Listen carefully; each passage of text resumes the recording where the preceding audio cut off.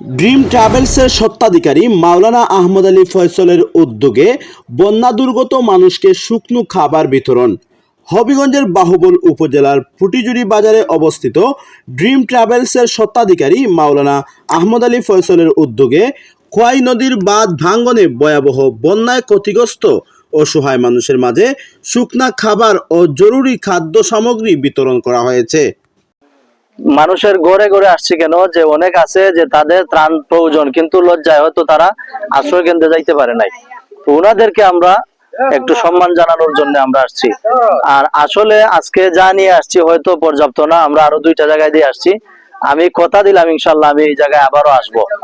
গতকাল 13 জুলাই সোমবার বাহুবল উপজেলার দিমুরা পশ্চিমাঞ্চল সহ আশপাশের কয়েকটি বন্যা কবলিত এলাকায় এই মানবিক কার্যক্রম পরিচালনা করা হয়।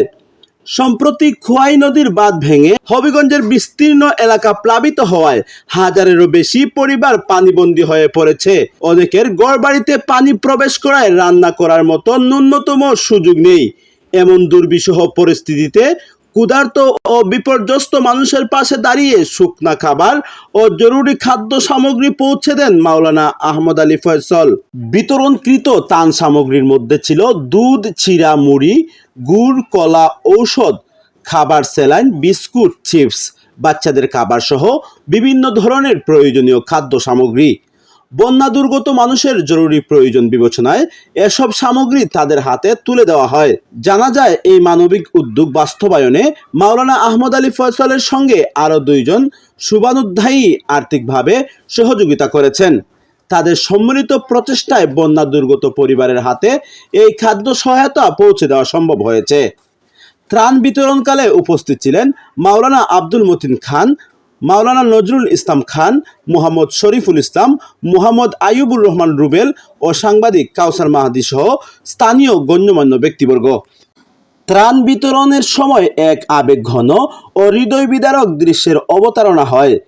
বন্যা কবলিত বিভিন্ন এলাকা থেকে নারী, পুরুষ ও বৃদ্ধরা শুকনা খাবারের আশায় দ্রুত বিতরণস্থলে ছুটে আসেন।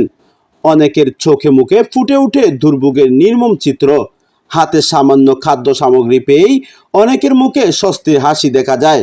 এ সময় আয়োজকদের পক্ষ থেকে সমাজের বিত্তবান ও সামর্থ্যবান ব্যক্তিদের বন্যা দুর্গত মানুষের পাশে দাঁড়ানোর জন্য আহ্বান জানানো হয়। তারা বলেন, দুর্যোগের এই কঠিন সময়ে সম্মিলিত মানবিক উদ্যোগেই ক্ষতিগ্রস্ত মানুষের কষ্ট কিছুটা হলেও লাঘব করতে পারে।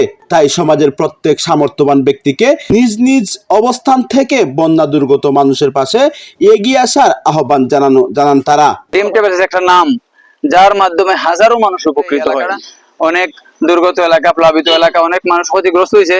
তাদের পাশে আরো মানুষকে দাবিত হওয়ার জন্য, তাদের কাছে আসার জন্য আমি কয়েকদিন ভেঙে যাওয়ার কারণে আমাদের ওই এলাকা দিমুরা, বুলকোট সহ এই এলাকা হঠাৎ করে প্লাবিত হয়, অনেক মানুষ ক্ষতিগ্রস্ত হয়। মাশাআল্লাহ, মাওলানা আহমদ আলী ফয়সল সাহেবের নিজ উদ্যোগে কিছু সামান্য ত্রাণ দেওয়ার জন্য এখানে ওনার সাথে আমরা আসি।